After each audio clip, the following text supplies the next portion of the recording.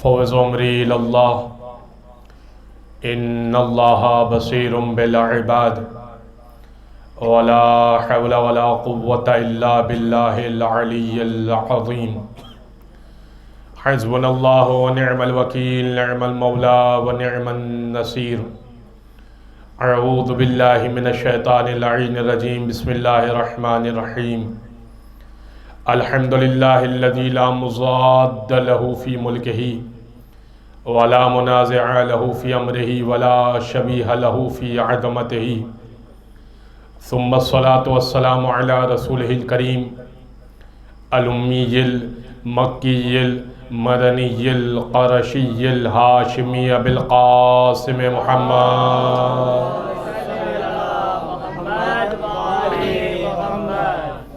وعلى أهل بيته الطيبين الطاهرين واللعنة الدائمة على أعدائهم أجمعين من يوم ظلمهم وعداوتهم إلى قيام يوم الدين أما بعد فقد قال الله سبحانه وتعالى في محكم كتاب مبين بسم الله الرحمن الرحيم وَكُلَّ شَيْءٍ أَحْصَيْنَاهُ فِي إِمَامٍ مُبِينٍ صلوات علی محمد وعلی محمد صلی علی محمد وعلی محمد۔ عزیزان گرامی، ایک لفظ ہے صلہ، لباس سلا ہوا ہے یا لباس سلا ہوا نہیں ہے، سین سے صلہ۔ ایک لفظ ہے صاد سے صلہ، اس کا مطلب ہوتا ہے بدلہ۔ کیا صلہ دیا آپ نے مجھے، کیا بدلہ دیا، صلہ۔ تو ایک صاد سے صلہ ہے، ایک سین سے صلہ ہے۔ اسی طرح ایک لفظ ہے دیا، جس کے دو معنی ہیں۔ ایک یہ کہ آپ نے کوئی تحفہ دیا مجھے، میں نے آپ کو کوئی تحفہ دیا۔ ایک وہی دیا جو جلایا جاتا ہے۔ یہ باتیں محفوظ ہو گئی؟ اب سنیے گا جو میں پیش کرنا چاہ رہا ہوں۔ تیرا لباس شریعت ولا کے دھاگے سے،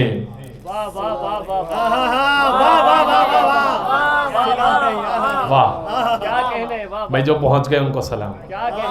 تیرا لباس شریعت ولا کے دھاگے سے، اگر صلہ ہی نہیں ہے تو پھر صلہ بھی نہیں۔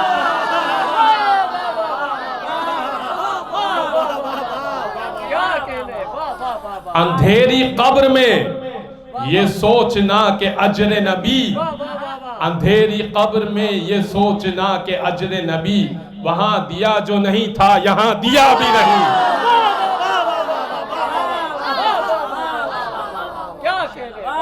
بغیر حب علی کے جو پڑھ رہا ہے نماز، بغیر حب علی کے جو پڑھ رہا ہے نماز، نماز پڑھ بھی رہا ہے ہوئی ادا بھی نہیں۔ علی ولی کی محبت میں موت آ جائے، علی ولی کی محبت میں موت آ جائے، مزہ یہ ہے کہ وہ مر بھی گیا مرا بھی نہیں۔ صلوات پڑھتے محمد وعلی محمد۔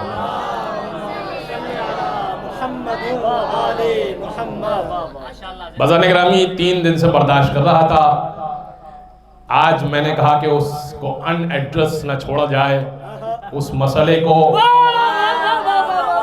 جو سوشل میڈیا پہ چل رہا ہے کہ کسی کا ماتم منایا جا رہا ہے۔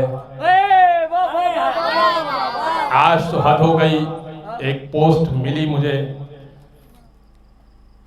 he was killed in سجود because nobody killed in battle۔ انہیں سجدے میں اس لیے شہید کیا گیا کہ کوئی ان کو جنگ میں نہیں مار سکتا تھا۔ بھائی یہ علی کی فضیلت تھی، چرا لیا آپ نے۔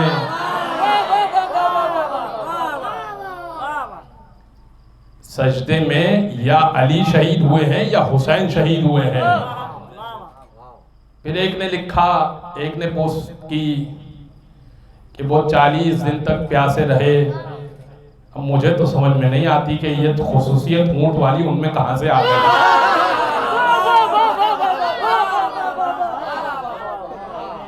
کہنے واہ واہ واہ واہ انسان 3 دن تک پیاسا رہ سکتا ہے، اس کے بعد نہیں رہ سکتا۔ کیا کہنے واہ واہ واہ واہ ہاں اونٹ رہ سکتا ہے 3 دن سے زیادہ پیاسا۔ پھر ایک نے لکھا کہ بڑی اراضی 1.5 لاکھ مربع میل کی اراضی کے بادشاہ وہ مٹی پر پتھر کا تکیہ لگا کر سو جایا کرتے تھے، تو باغ کس کا تھا؟ وہ جہاں تکیہ لگا کر سو رہے تھے وہ باغ کس کا کھا کے بیٹھے تھے؟ یہ بھی تو دیکھیں نا۔ بازان گرامی یہ باتیں اور دور تک جائیں گی، اور یہ یاد رکھیے کہ یہ محبت حسین کو کم کرنے کے لیے جو کچھ کر سکیں گے کریں گے۔ کچھ عرصے بعد ان کا ماتم بھی ہو جائے گا۔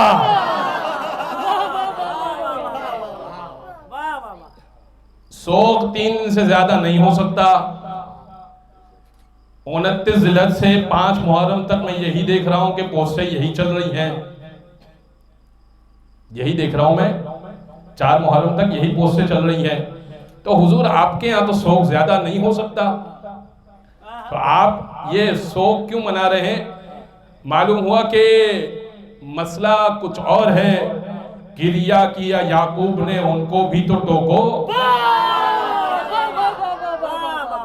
یوسف ابھی زندہ ہیں یوں غم نہیں کرتے، آدم نے تو حوا کے لیے پیٹا تھا سینہ، سمجھاؤ انہیں زندوں کا ماتم نہیں کرتے۔ حق بات ہے، بس بغض علی کا ہے یہ چکر، تم اس لیے شبیر کا ماتم نہیں کرتے۔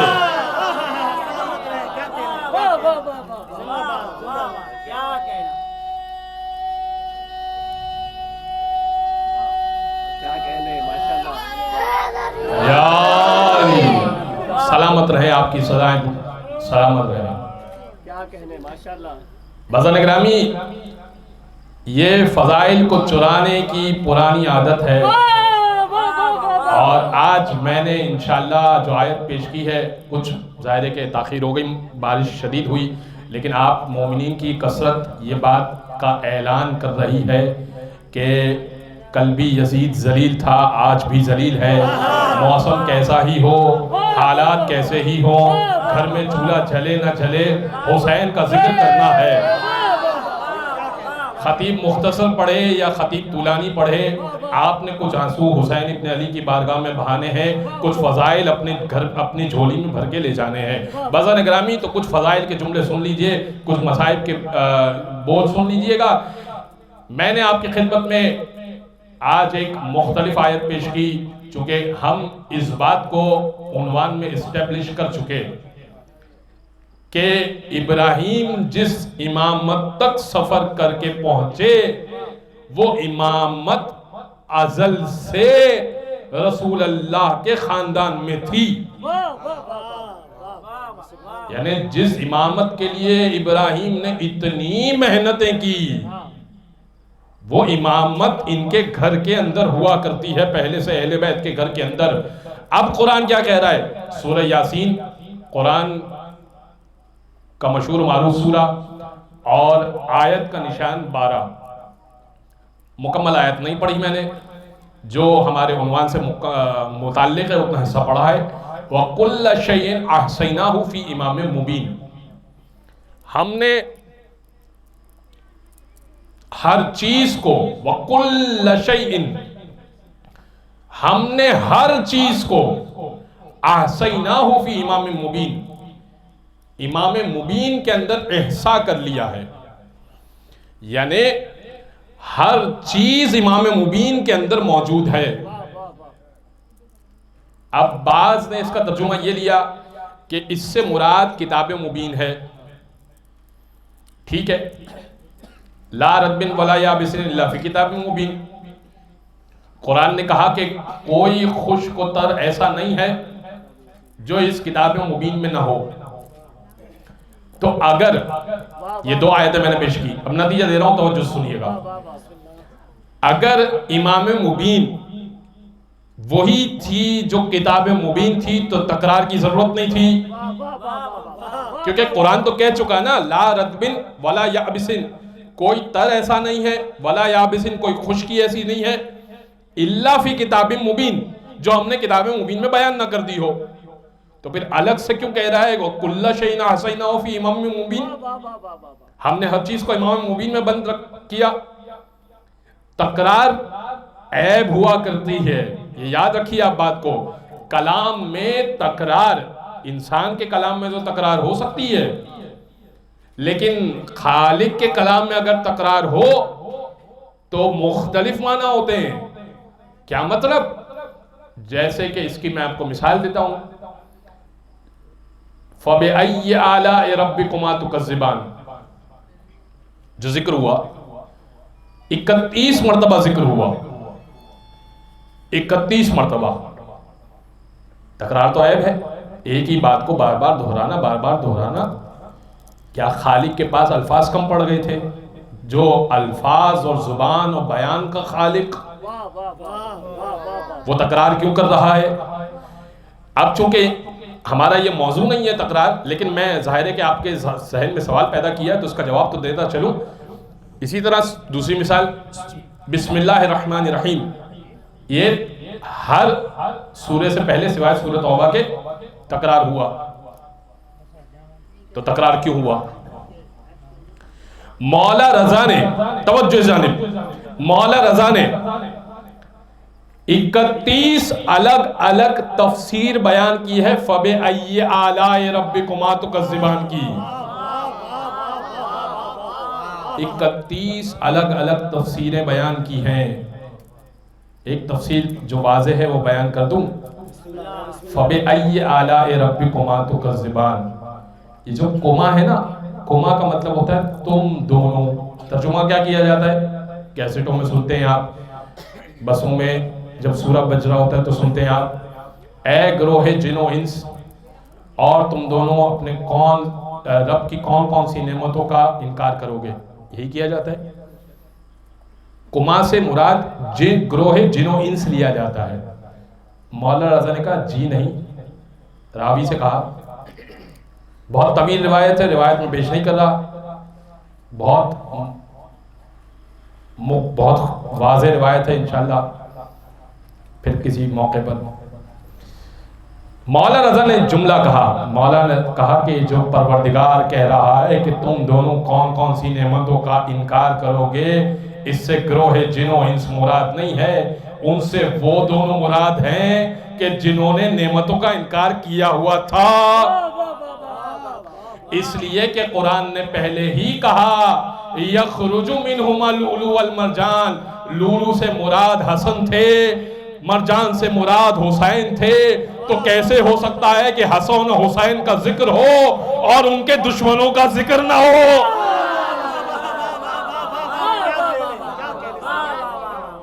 بات پہنچی؟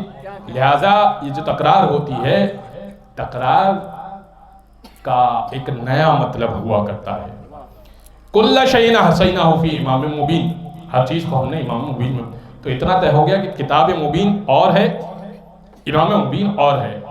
تو اب کیسے پتہ چلے کہ امام مبین ہے کون؟ ہے کون امام مبین؟ تو آ جائیے میں ایک روایت پیش کر دیتا ہوں. رسول اللہ تشریف فرما تھے اور یہ روایت شبلی نعمانی نے لکھی ہے، لہذا اہل سنت کے بہت بڑے تاریخ دان مورخ ہیں، تو مجھے عار نہیں ہے نام لینے میں، کہ حضرت عمر فاروق نے سوال کیا یا رسول اللہ یہ امام مبین کون ہے؟ آیا توریت ہے؟ فرمایا کہ تشریف رکھیے. مسجد میں سوال کیا، مسجد نبوی میں، یہ امام مبین کون ہے؟ آیا اس سے مراد ہر چیز ہم نے امام مبین میں بند کر دی. فرمایا تشریف رکھیے، بتاتا ہوں. پھر کچھ دیر ہوئی، حضرت ایک مرتبہ پھر کھڑے ہوئے اور پھر سوال کیا یا رسول اللہ امام مبین سے مراد کیا انجیل ہے؟ فرمایا تشریف رکھیے، بتاتا ہوں. پھر کچھ دیر گزری، پھر حضرت کھڑے ہو گئے، پھر سوال کیا یا رسول اللہ اس سے مراد زبور ہے؟ فرمایا تشریف رکھیے بتا دیتا ہوں۔ پھر چوتھی مرتبہ کھڑے ہوئے، سوال کیا کہ یا رسول اللہ امام مبین سے مراد قرآن مجید ہے؟ فرمایا کہ تشریف رکھیے بتاتا ہوں۔ فدخل علی فی المسجد، علی مسجد میں داخل ہوئے، کھڑے ہو جائیے، سوال دہرائیے۔ کہا یا رسول اللہ امام مبین کون ہے؟ کہا وہ جو مسجد کے دروازے سے آ رہا ہے، وہ جو مسجد کے دروازے سے آ رہا ہے وہ امام مبین ہے۔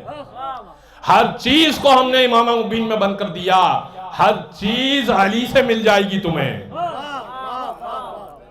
بازان گرامی، آج مجھے اس بات پر عرض کرنی تھی کہ کس طرح سے روایات کو فیبریکیٹ کیا گیا، جو میں نے ابتدا میں بات کی۔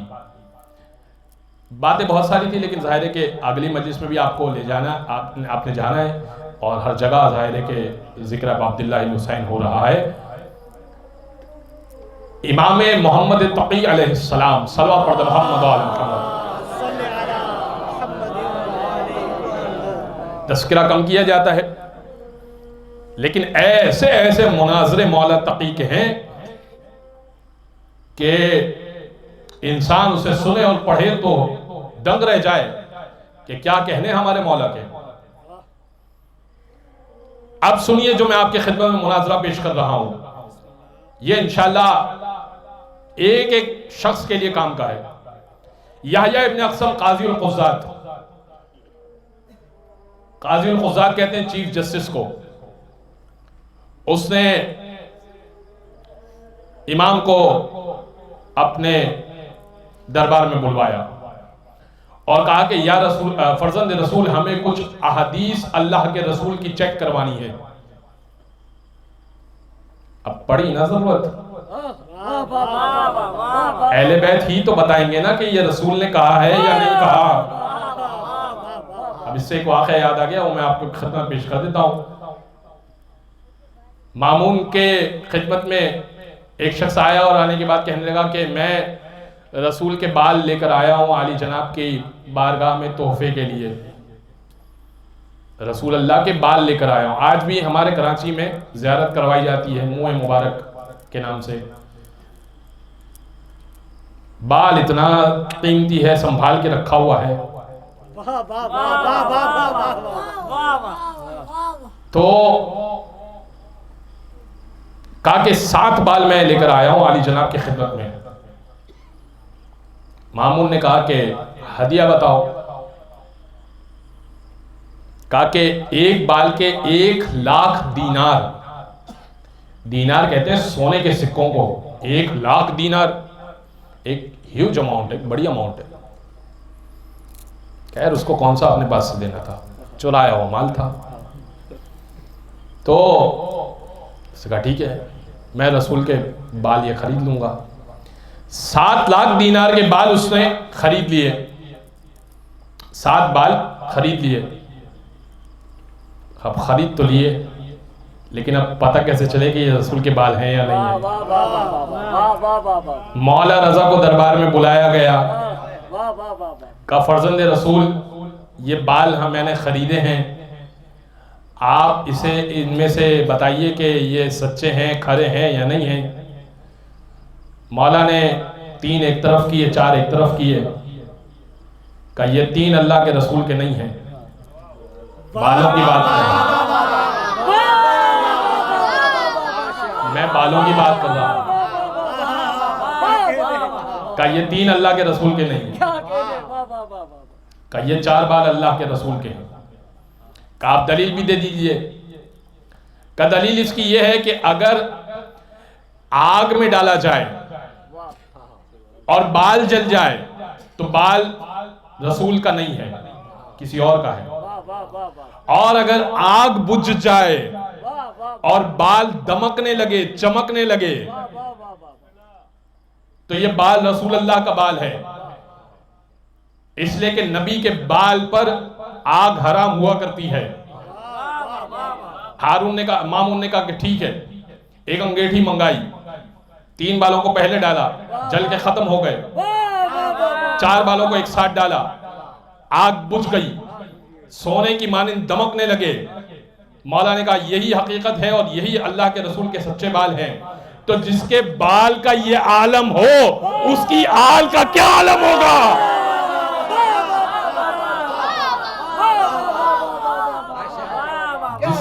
جس کے بال کا یہ حال ہے، اس کی آل کا کیا حال ہوگا؟ امام ابو حنیفہ، اب وہ بات سے بات نکل رہی ہے، امام ابو حنیفہ آئے مسئلہ پوچھنے، اچھا ان کا بھی قول ہے، نعمان بن ثابت امام ابو حنیفہ کا اصل نام ہے، 2 سال امام جعفر صادق کے پاس پڑھا، فقہ میں امام بن گئے، 8 سال تو میں نے پڑھا ہے۔ نعمان بن ثابت کہتے ہیں لولا سنتان لہلک نعمان، اگر 2 سال جعفر صادق کے پاس نہ گزارتا لہلک نعمان، تو نعمان ہلاک ہو جاتا۔ ہم یہی سمجھا رہے، آپ کے بزرگ بھی یہی کہتے تھے، آپ بھی یہی کہہ رہے ہیں، آپ کے بزرگ بھی یہی کہتے تھے، آپ کو بھی یہی کہنا پڑے گا۔ بس امام ابو حنیفہ آئے، آنے کے بعد دق الباب کیا اور مولا سے کوئی مسئلہ پوچھنا تھا۔ 35 ایئرز کے تھے اس وقت مولا جعفر صادق، جوانی کا عالم، خوبصورت چہرہ۔ جب دق الباب کیا تو غلام نے کہا کہ آپ انتظار فرمائیے، مولا آتے ہیں۔ مولا جب باہر تشریف لائے تو ہاتھ میں عصا تھا، مولا جب باہر تشریف لائے تو ہاتھ میں عصا تھا۔ امام ابو حنیفہ نے دریافت کیا کہ فرزند رسول آپ کا تو کبر سنی نہیں ہے، بوڑھے تو نہیں ہیں آپ، اور کیا کوئی ضعف، کوئی پریشانی، کوئی بیماری جس کی وجہ سے آج آپ نے عصا ہاتھ میں لیا ہوا ہے؟ امام نے کہا کہ یہ عصا رسول کا عصا ہے، میں نے تبرکن ہاتھ میں لیا ہوا ہے۔ اچھا میری طرف دیکھیے گا، امام نے جو عصا لیا ہوا تھا نا، وہ اس طرح سے تھا، ابا اس کے اوپر آ گئی تھی۔ اس نے کہا کہ فرزند رسول ابا ہٹائیے، میں عصا رسول کو بوسہ دینا چاہتا ہوں۔ امام نے اسی عصا سے اسے پیچھے کیا، کہنے لگے عجیب شخص ہے، وہ لکڑی جو نسبت ہو جائے رسول اللہ سے اس کو بوسہ دینے کی بات کرتا ہے۔ ھذا جلد رسول اللہ، ھذا لحم رسول اللہ، یہ رسول اللہ کی جلد ہے، یہ رسول اللہ کا گوشت ہے، یہاں بوسہ دینے کی بات کیوں نہیں کرتا؟ بھائی پیشانی پہ بوسہ دینے کی بات کیوں نہیں کر رہا؟ یہ ہے تیری معرفت، یہ ہے معرفت کا عالم۔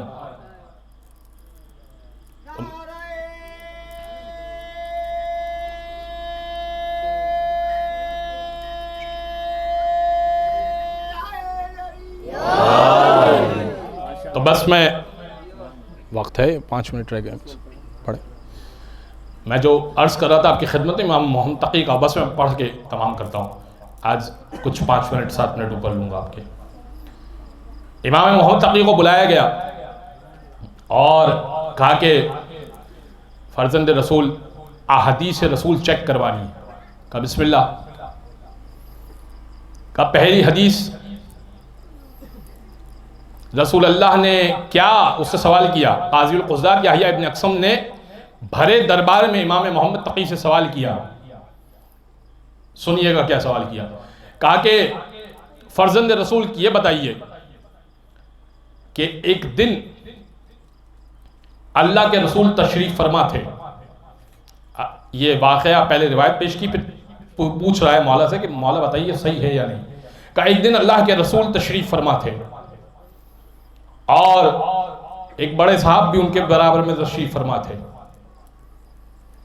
ایسے میں جبرائیل آئے اور آنے کے بعد کہنے لگے کہ ان اللہ یقرئ السلام، اللہ آپ پر سلام پیش کرتا ہے، اللہ کے رسول اللہ آپ پر سلام پیش کرتا ہے۔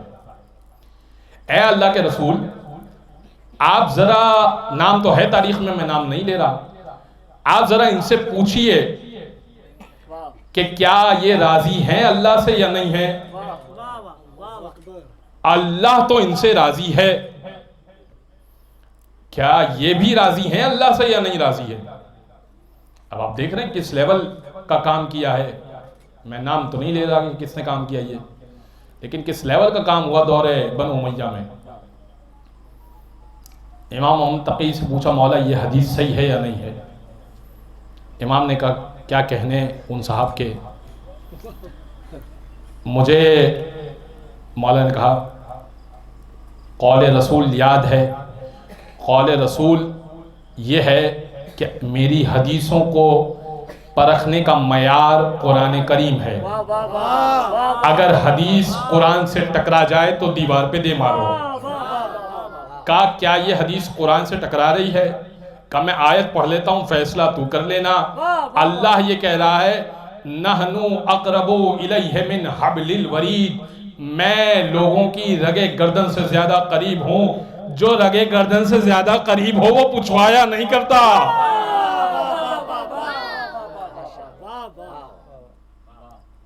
کہا اچھا یہ تو حدیث صحیح نہیں ہے پھر۔ کہا دوسری حدیث؟ کہا پوچھو۔ کہا رسول اللہ نے یہ فرمایا ایک دن کہ فلاں اور فلاں جبرائیل و میکائیل کی مانند ہیں۔ فرزند رسول کیا یہ حدیث صحیح ہے یا نہیں ہے؟ امام نے کہا کہ کیا کہنے، سبحان اللہ، ان کی شان بہت بلند ہوگی، یہ حدیث تمہیں بہت مبارک، مجھے صرف اتنا بتا دو کیا جبرائیل و میکائیل کبھی مشرک رہے تھے یا رسول کو نسبت دینا بھی نہیں آتی تھی؟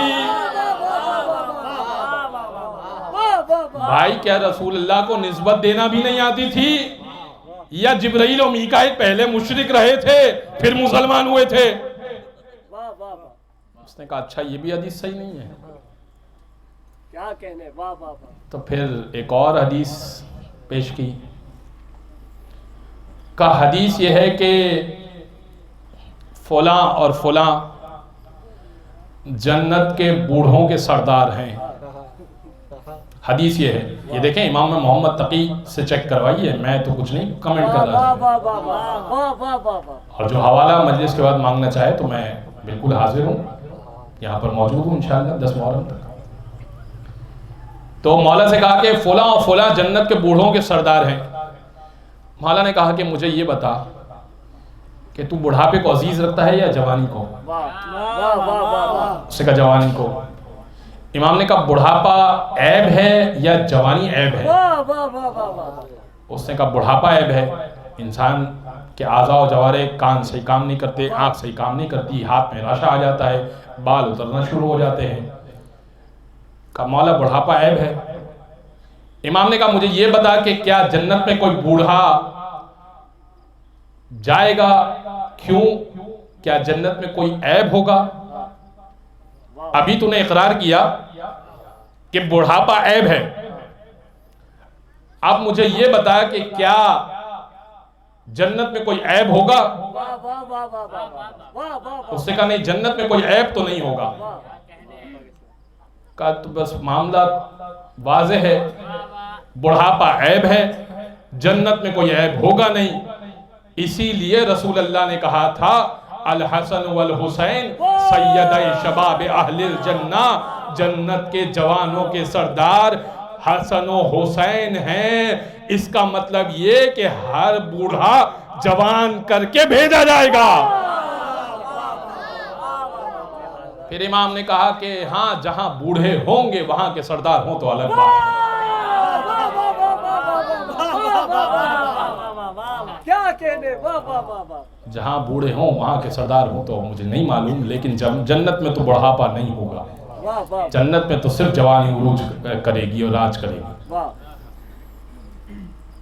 احادیثیں بہت ہیں لیکن میں بس اتنا پڑھوں کہ جتنا عوام سن سکے۔ ایک اور حدیث آخری کا فرزند رسول آخری حدیث پیش کر دیتے ہیں، آپ اسے بتا دیجئے، شاید یہ صحیح نکل آ جائے۔ کہا کہ اللہ کے رسول نے یہ فرمایا کہ جنت میں جو روشنی ہوگی نا وہ فلاں کے نور سے روشن ہوگی۔ جنت میں جو روشنی ہوگی وہ قاتل سیدہ کا نام لیا اور کہا کہ اس کے نور سے روشن ہوگی۔ امام نے کہا کہ کیا کہنے، سبحان اللہ، مجھے یہ بتاؤ کہ کیا جنت میں سارے انبیاء ہوں گے؟ اس سے کہا کہ ہاں سارے انبیاء ہوں گے۔ کہا کہ کیا سارے انبیاء کے سارے اوصیاء ہوں گے؟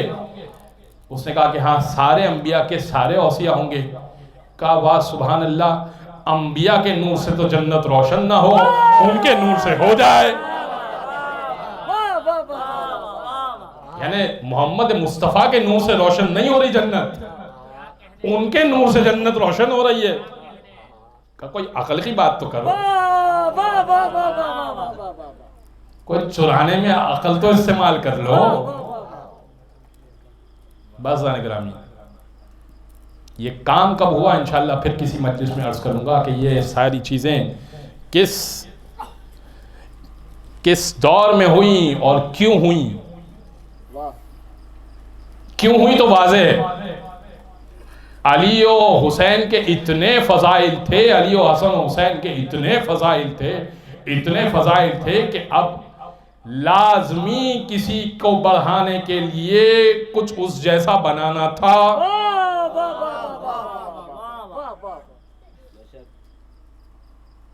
چلیں وہ جو حدیث میں نے چھوڑ دی یہاں پر، 2 محرم کی جو مجلس پڑھی تھی وہ میں یہاں بھی پڑھ دیتا ہوں، کچھ نئے چہرے نظر آ رہے ہیں۔ کہا کہ مولا حدیث رسول یوں ہے کہ میں علم کا شہر ہوں، علی اس کا دروازہ ہے، فلاں اس کی چھت ہے، فلاں اس کی کھڑکیاں ہیں، فلاں اس کا دروازہ ہے۔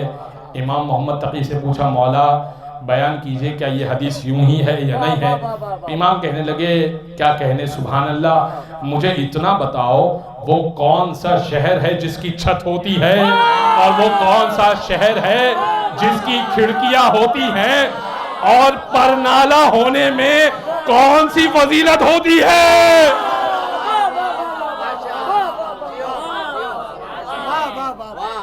بھائی شہر کے دروازے تو ہوتے ہیں،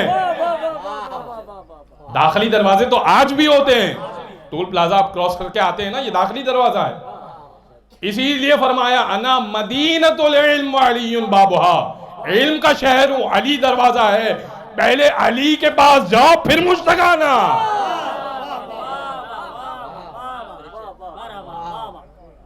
یہ دروازے کود کے چور آیا کرتے ہیں، دروازے کود کے چور ہی آیا کرتے ہیں۔ بس عزیزان گرامی، یہ سارا ماجرا اس بات کے لیے تھا کہ یہ ایک راہ فراہم کی گئی ہے کربلا کے لیے، اس کی جڑیں یہی ہیں، کربلا کی جڑیں یہی ہیں۔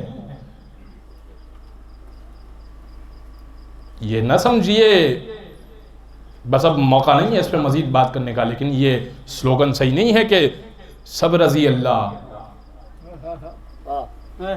کیوں؟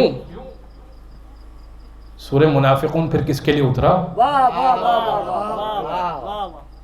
سب رضی اللہ دور رسالت میں اگر تھے تو یہ سورہ منافقون اور سورہ کافرون کس کے لیے اترا تھا؟ تو کوئی منافق تو تھا نا، اور کوئی کافر تو تھا نا۔ نام ہم نہیں لے رہے، نام آپ خود تلاش کیجئے، ہم نہیں مشخص کر رہے، لیکن ان دونوں سوروں کی موجودگی اس بات کی دلیل ہے کہ ہر ایک رضی اللہ نہیں تھا بس میں رسالت میں بیٹھنے والا۔ یہ روٹ ہیں، روٹ کاز ہیں یہ اس بات کی جو کربلا ہوئی ہے۔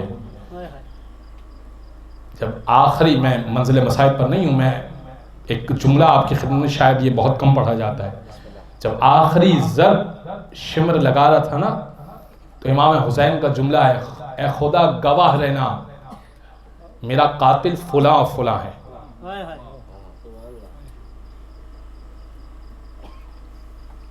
ماں سے ظلم شروع ہوا ہے. بیٹھتے تھے بزم رسالت میں اس لیے کہ پھر یہ بھی ایک الگ چیپٹر ہے کہ کیوں بیٹھتے تھے اور کیا. بزن گرامی حسین ابن علی کے بڑے خاص کچھ لوگ تھے جو کربلا کے چنے ہوئے لوگ تھے. یہ بھی سلوگن صحیح نہیں ہے کہ دور حاضر کی کربلا ایک ہی تھی بھائی, ایک ہی کربلا تھی. وہ حسین نے بپا کر دی دور حاضر کا حسین, دور حاضر کا یزید. یہ ساری باتیں اس کے اوپر انشاءاللہ ہم ڈسکس کریں گے. حسین ابن علی نے اپنے خاص ساتھی کو خط لکھا. کیوں خط لکھا؟ جیسے ہی لشکر کی آواز آتی تھی نا اللہ اکبر, 1000 کا جب دستہ آتا تھا اور وہ تکبیر بلند کرتا تھا تو کیسی آواز آئے گی؟ تو سیدہ زینب سوال کرتی تھی, شہزادی زینب, بھیا کیا کوئی ہمارا ناصر آیا؟ امام کہتے تھے نہیں, سامنے والوں کی فوج کا دستہ آیا, ہمارے قاتلوں میں اضافہ ہو گیا. پھر کوئی 1000 کا دستہ, کوئی 100 کا دستہ, کوئی 500 کا دستہ آتا تھا. بی بی بار بار سوال کرتی تھی. 9 محرم کو بی بی نے کہا کہ 8 محرم کو بی بی نے کہا کہ بھیا کوئی آپ کا ناصر نہیں ہے, کوئی آپ کا مددگار نہیں ہے, آپ کے بچپن کا دوست کوئی نہیں ہے؟ مولا نے کہا ہاں ہے. خط لکھا حبیب ابن مظاہر کو کوفہ. حسین کربلا میں گر چکے ہیں. خط لکھا 2 جملے, قربان جاؤں حبیب کی معرفت پر. من الحسین ابن علی الى رجل فقی حبیب ابن مظاہر. حسین ابن علی کی جانب سے یہ خط ہے رجل فقی, ایک مرد فقی کے لیے. انت تعلم قرابتنا من رسول اللہ, حبیب آپ جانتے ہیں کہ ہماری رشتہ داری رسول اللہ سے کیا ہے. فلا تبخل علینا بنفسک, ہمارے معاملے میں بخل سے کام مت لیجئے گا. یجازی کا جدی رسول اللہ, آپ کو ہمارے جد رسول اللہ اجر دیں گے. 2 جملے لکھے. ہمارے معاملے میں بخل سے کام نہیں لیجئے گا, کنجوسی سے کام نہیں لیجئے گا. خط آیا, حبیب لقمہ کھا رہے تھے, کھانا تناول فرما رہے تھے. دستہ کوئی, حبیب نے بیٹھے بیٹھے کہا من فی الدار, دروازے پر کون ہے؟ من فی الباب. اس نے کہا انا برید الحسین, میں حسین کا قاصد ہوں. حبیب نے لقمہ وہیں چھوڑا, کہا السلام علیکہ یا ابا عبداللہ, حسین نے مجھے یاد کیا, ضرور کوئی پریشانی ہے. حبیب کو یہ تو معلوم تھا کہ کوفے کے حالات بڑے خراب ہیں اور حسین یہاں آ رہے ہیں, لیکن معلوم نہیں تھا کہ راستے میں گھیرے جا چکے ہیں. حبیب نے دروازے پر پہنچے, پہلے قاصد کے ہاتھ کو چوما, کہا تو حسین کا قاصد ہے. خط کو پڑھا, آنکھوں سے لگایا, اپنے غلام کو بلایا. زوجہ ساتھ بیٹھی ہیں دسترخوان پہ, انتظار کر رہی ہیں. غلام کو بلایا, کہا غلام گھوڑا لے کے شہر سے باہر چلا جا, میں کچھ دیر میں پہنچتا ہوں. حسین ابن علی کی مدد کے لیے جانا ہے کربلا. غلام جو ہے وہ چلا گیا. کوفہ سے باہر حالات صحیح نہیں تھے. حبیب اندر آئے. زوجہ نے کہا کیا بات ہے حبیب, کافی دیر لگ گئی. کہاں حسین کا قاصد آیا تھا. کہا پھر کیا لکھا ہے خط میں؟ کہا حسین تنہا رہ گئے ہیں, کہہ رہے ہیں حبیب میری مدد کو آؤ. اب حبیب دیکھنا چاہتے تھے کہ زوجہ کیسی ہے. کہا پھر حبیب آپ نے کیا سوچا؟ کہا سوچ رہا ہوں کہ جاؤں یا نہ جاؤں. زوجہ کہنے لگی حبیب اپنی تلوار مجھے دے دیجئے اور میری چوڑیاں آپ پہن لیجئے، میرے کنگن آپ پہن لیجئے، اپنی تلوار مجھے دے دیجئے۔ ارے زہرا کا لال پریشانی میں ہے اور آپ یہ کہہ رہے ہیں کہ میں سوچ رہا ہوں۔ حبیب سوچنے کا وقت نہیں ہے، کہ بس میں تیرا امتحان لے رہا تھا۔ یہ مکالمہ ہوا نا، اور حبیب اب نکلے۔ حبیب جیسے ہی نکلے اور کوفہ کے باہر ظاہر ہے کہ پیدل پیدل پہنچنا تھا، غلام تو گھوڑے پر پہنچا تھا۔ تو جب پہنچے تقریباً رات ہونے والی تھی، غلام کافی دیر سے انتظار کر رہا تھا۔ حبیب قریب گئے نا تو دیکھا غلام گھوڑے کی باہوں میں باہیں ڈال کر کہہ رہا ہے اگر میرا مالک نہ آیا نا میں تجھ پہ سوار ہو کے حسین کی مدد کو چلا جاؤں گا۔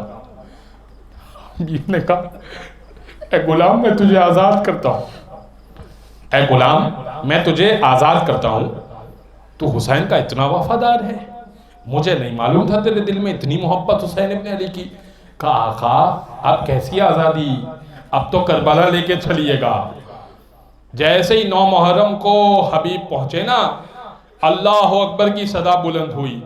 جیسے ہی اللہ اکبر کی خیام حسینی میں صدا بلند ہوئی نا، میں زائد جنگ نہیں پڑھوں گا، آپ رو چکے، آنکھوں میں آنسو آ گئے، بس گریا ہو چکا۔ جیسے خیام حسینی میں اللہ اکبر کی صدا آئی نا، امام حسین نے کہا عباس ہمارا مہمان آ گیا، عباس استقبال کرو۔ کہا چچا حبیب آئیے تشریف لائیے۔ جیسے صدا بلند ہوئی نا، جناب زینب نے امام حسین کو پکارا، امام حسین سے کہا بھیا کون آیا ہے، صدا بلند کی ہے تکبیر کی، ہمارا بچپن کا دوست حبیب آیا ہے ہماری نصرت کے لیے۔ بی بی نے کہا میرا سلام کہیے گا۔ امام حسین نے حبیب سے کہا آخری جملہ جو رو سکے رو لے اپنے مقدر کا۔ امام حسین نے حبیب سے کہا حبیب میری بہن شہزادی جناب زینب تم کو سلام کہہ رہی ہے۔